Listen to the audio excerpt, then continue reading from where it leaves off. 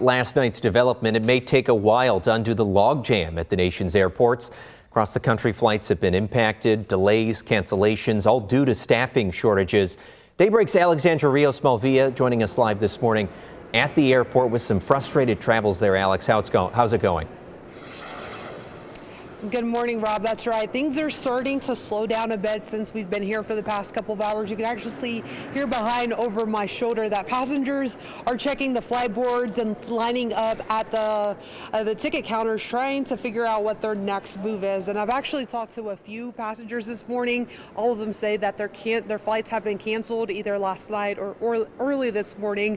One man told me that he showed up early only to find out that he had to rebook through a completely different airline just to make it to his training in LA this morning, and he's pretty frustrated about this whole situation. Now, right now, there's at least 11 cancellations. Some of them are delays. All of this tied to the ongoing FAA shutdown.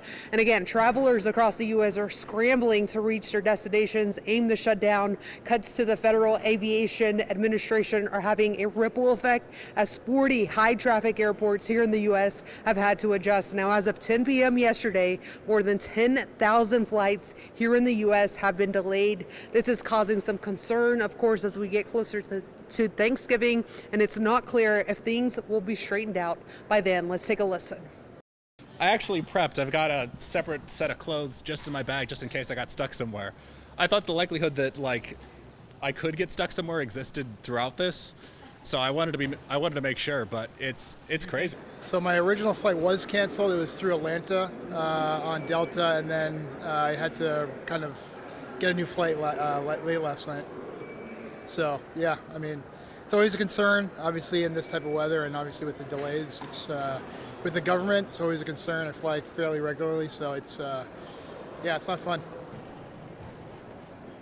And again, each airline has handled the shutdown a little bit differently, so you want to check in with your airline to make sure that your flight is still on time if it hasn't been canceled. And of course, you can check all of that on the airline's website. And of course, you can also find that information on our website at WGRZ.com. But coming up, we'll hear from even more frustrated passengers here at the Buffalo Airport this morning. On your side, live at the Buffalo Airport, I'm Alexandra Rios-Malvia, Channel 2 News.